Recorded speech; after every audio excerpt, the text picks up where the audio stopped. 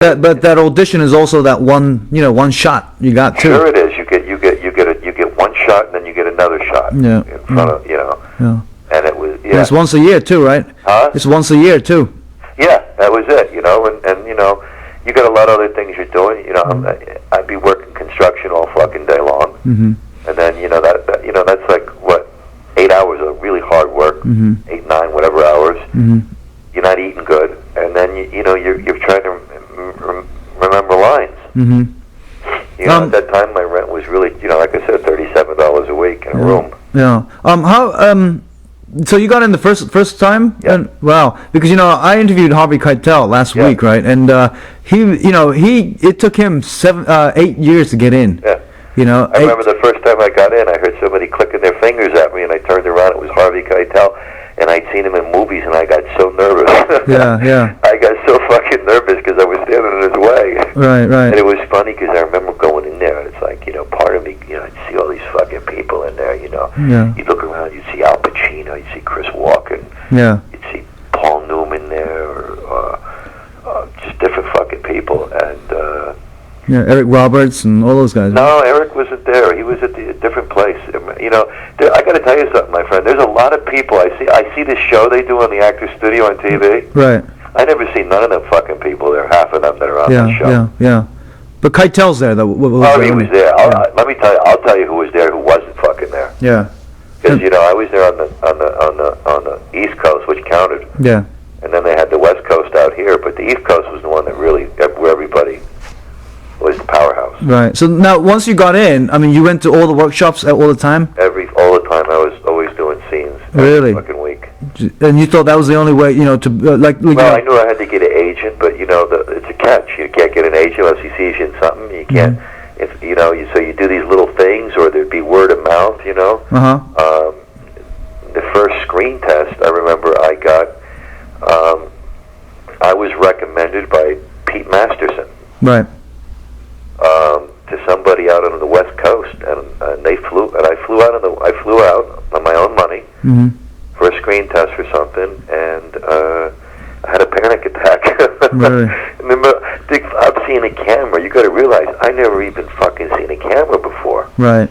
And they're moving this fucking thing around, and I'm moving all over the place like I'm on stage. And some guy saying to me, "No, you got to stand right there." And I don't understand the difference here because this is where the Actors Studio fell short for a lot of people. Right.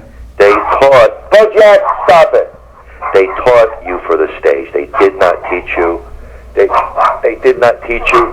They did not teach you for film. And this is where a lot of people had trouble because there was no technique that was taught for film. Right. Nor was it taught in very many of the acting schools there. So you had to take the method acting, which was if you got it, it took you years to get, and when you got it, you thought you had it, it'd slip away, and you'd have to refine it. Right. And then you'd have to cultivate it and formulate it for film. And you can only do that by doing it. And like Sandra hadn't never worked that much in film herself, right. So she wasn't able to teach it. She was able to give me the nucleus and the backbone of what I have today. Right. I see. Because without that background, I'd be lost. I'd just be some other guy reading lines off a blank page, who's just like a parrot. But do you think, early on when you started getting these auditions, there were awkwardness, because you had never seen a camera? I was nervous, yeah. I counted them. I remember I went on 78 auditions before I ever got like a call. Wow. The thing is I would get to these auditions, and I would be so nervous.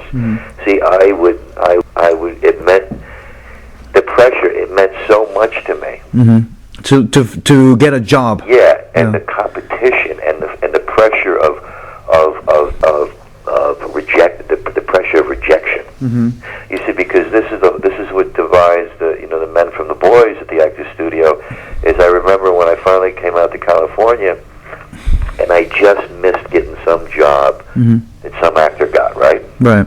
I remember going home and looking in the mirror and saying to myself, "You fucking piece of shit, you motherfucker. I've got to look at this and live with this. What's better, to fucking go there and do everything and anything I can, and to come back and to say, I did it. I didn't fucking shit myself. Mm-hmm. So it took me a while. It took me to that day where I went, that's it. I'm done being afraid. Mm-hmm. I'm going to go in there and take over. Mm-hmm. The interesting thing is, some people, would think that, you perform in front of Al Pacino, Harvey Keitel, Elia Kazan, every week. And, you'd think, some people might think that, the rest of it is cake, but, you got all the nerves when you were in front of the audition sessions, huh? Yeah. It just kept coming back. I still got it there. I got it on the spot there. Uh-huh. But I looked at it, it was looked at as like a work in progress. Mm-hmm. It was like nobody was going to be able to throw me out of there. Right. And that was the danger of the studio, because a lot of people would get in there and it become like this safe womb for them. Mm. And they'd never transcend. You'd see a lot of people in the actor studio, my friend, that you'll never see in front of the screen. Right. I remember people that I asked Sandra, as different people, and they go, "Oh, well, that guy's been there for years. Mm-hmm. He's great. He's been there for years, but he can't take a meeting, or that guy's an alcoholic, or that woman is, Mm-hmm. And then all these phobias develop over the years from the rejection. Mm-hmm. And you see the few bright spots that get out, like Harvey. Mm-hmm. If you had to say to me, like if I could think of one face that I saw there continuously the whole time I was there, Mm-hmm. who was there even before me, Right. was Harvey. Really? Yeah. Because those days, that's when he had the slim times, when he was. Yeah, but that's when it counted to be in the actor's studio too. Yeah. That's when you didn't get in if you became a movie star, which happened a lot. Yeah, because obviously, as you might be familiar, the Harvey got in when it was the hardest fucking time to get in. Yeah. Right. Because he got in after Mean Streets. Yeah. Okay. Yeah. But this is what I'm saying. A lot of people got in, like Walken or whoever after Deer Hunter. Yeah. But man, there's some people there that was hard to get in. You had to get in just on the fucking muscle. Yeah. Yeah. There was no free ride. Right. But the other thing too is like you learn this craft, and it's like this was my downfall. It's like I had taken this technique and cultivated this, molded it, perfected it, kept on breaking it down, perfecting it more, and I thought because I finally captured this, Mm-hmm. that I would never have any problems, and it was my undoing. Really? Yeah, I thought I have the ability, and I do have the talent, Mm-hmm. and I'll put it up right next to anybody. Yeah, absolutely. And without a doubt. And but that's not going to give me a three-picture deal at any studio. Mm-hmm.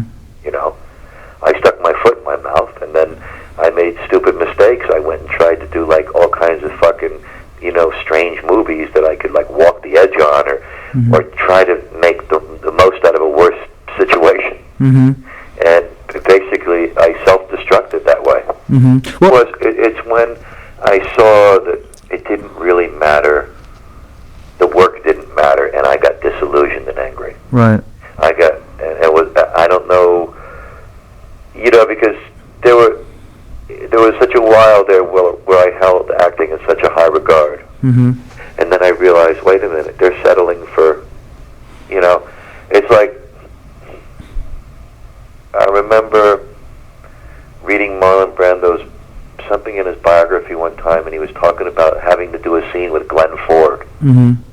And I mean, how do you put both guys on the same fucking screen? Yeah. But yet Glenn Ford was considered a movie star. Mm-hmm.